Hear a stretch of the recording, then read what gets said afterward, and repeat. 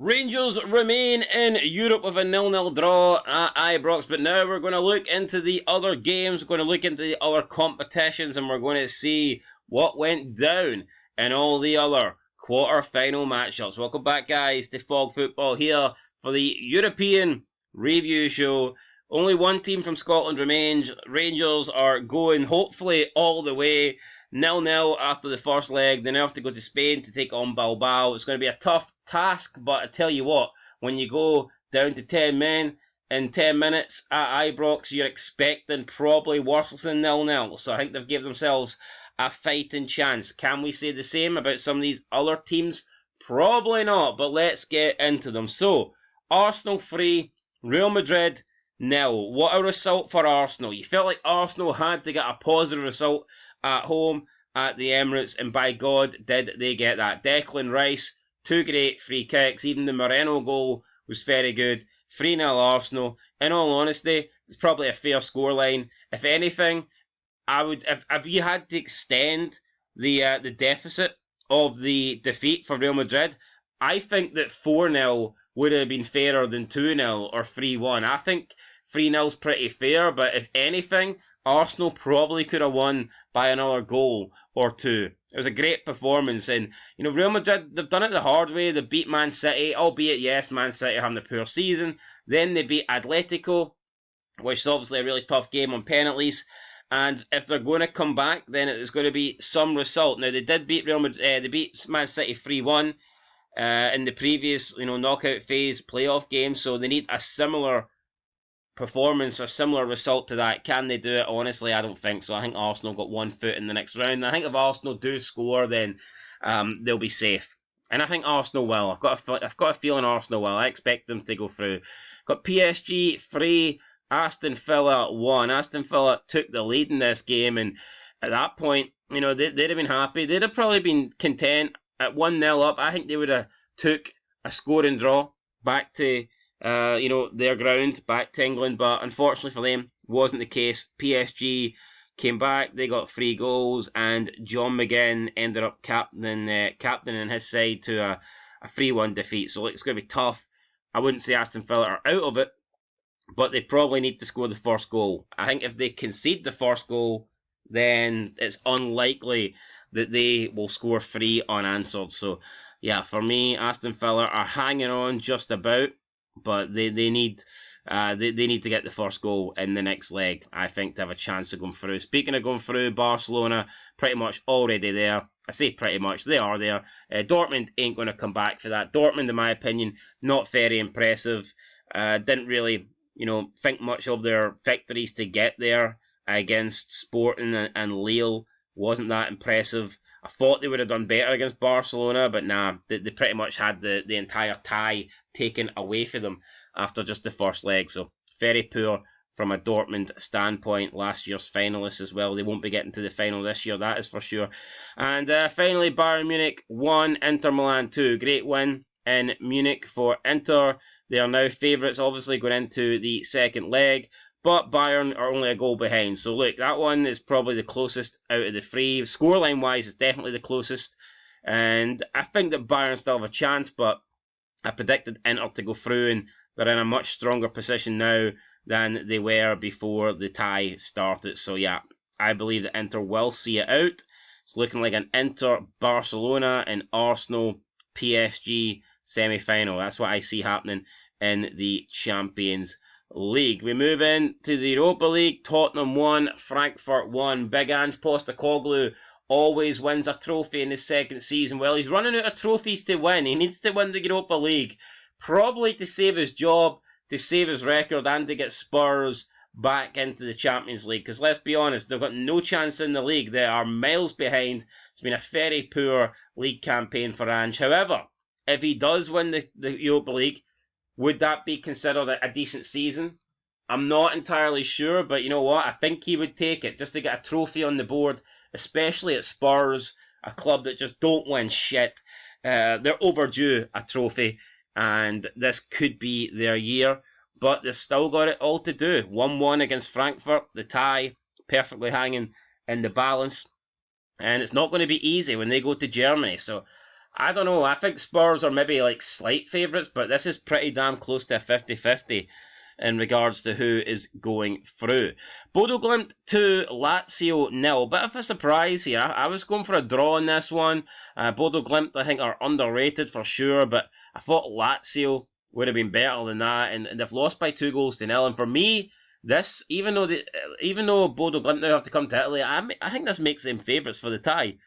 I would rather be in Bodo Glimt's position. I'd rather be taking a 2-goal lead to the away tie in Italy than be Lazio. So yeah, I think the Bodo Glimt there are slight favourites to go through, but I would not rule out Lazio. Still pretty close, but yeah, for me, Lazio, they're going to have to put in a great performance in front of their home fans in order to get through, and that would be a bit of an upset. So yeah, some people are tipping Lazio to win this, but I mean, Bodo Glimt could be looking at a semi-final spot.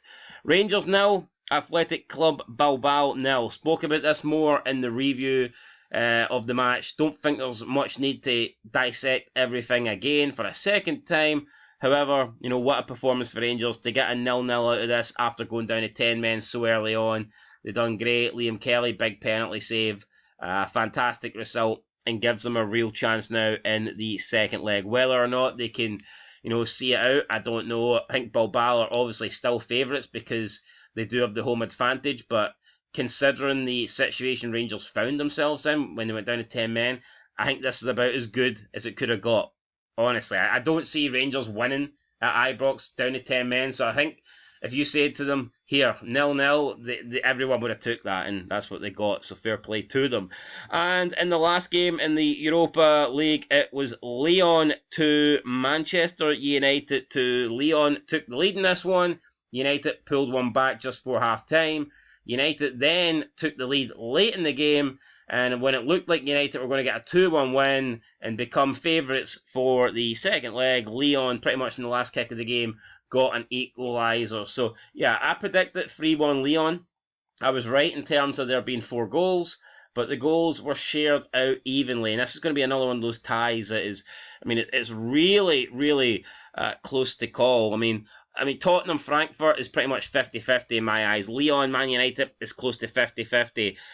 Rangers Athletic Club, I do favour Athletic Club, but you know it's a close tie. And I think Lazio Bodo Glimt is also close to 50-50. So, I mean, unlike the Champions League where most of the ties seem dead, in the Europa League pretty much all the ties seem alive, all the ties seem open, and I honestly think all 8 clubs still have a good chance of getting into the next round. So it's interesting and it's good for them, but obviously we must lose 4, and only 4 will make it through into the semis. And speaking of semis, who's going to get through in the Conference League? So Real Betis 2, Phil Jagielka 0. Expected routine win there for Real Betis. Salic 1, Fiorentina 2.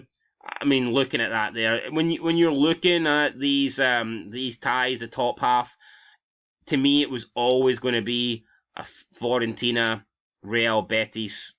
That just looked like the obvious semi-final. I mean, maybe Panathinaikos could have done something, and you know they were unlucky to lose to Fiorentina. I understand that, but I just think that the 2 strongest teams here in the top half are the 2 teams that look like they are going to get to the semis, and that's what I expect to happen. So we'll have to wait and see.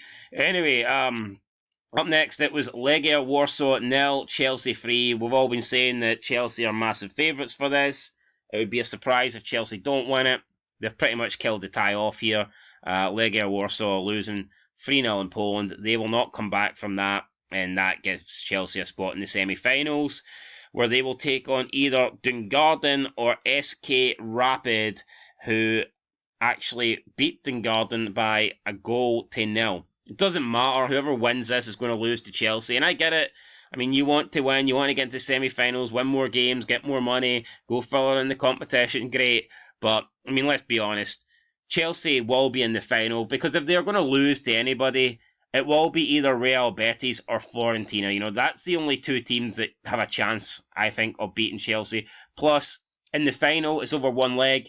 It's easier to beat someone over 1 leg at a neutral ground than it is over 180 minutes home and away. So, like, if Chelsea are not going to win this, it's because either Real Betis or Fiorentina are going to stop them in the final, but they will be in the final. Make no mistake about it. Anyway, guys, look, that's where we're going to end it there. There's your review show. We're getting down now to the latter stages. One more week, and then what? 24 teams become 12 teams. So, yeah, we're getting close now. European trophies will be handed out soon in May. And, yeah, looking forward to it. And hopefully, we've still got a Scottish team come May in the European competition. So that's what we need to hope for. Still quite a few English teams in there. Got Chelsea in there, Tottenham, United, Arsenal, and Aston Villa.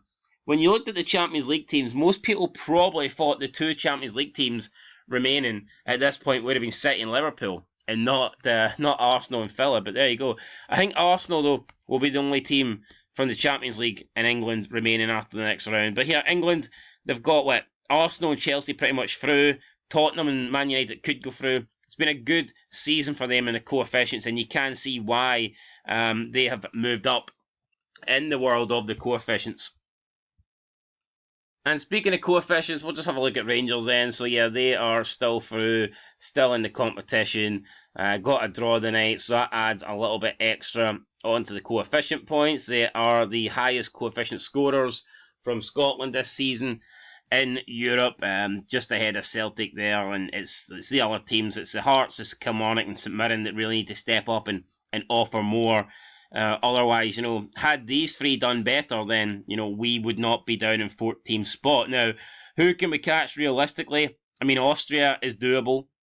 Especially if Rangers... if Rangers can go further, if Rangers can get into the semi-finals, final, then maybe we can overtake Austria this season. But they've still got Rapid Vienna in there, so we need Rapid Vienna to go out, and as things stand, I think they're looking good to go through. Pretty sure I said they're going through, didn't I? Who did Rapid Vienna beat? They're in the Europa League. Which competition are Rapid Vienna in? It must be the Conference League, they wouldn't be in anything else.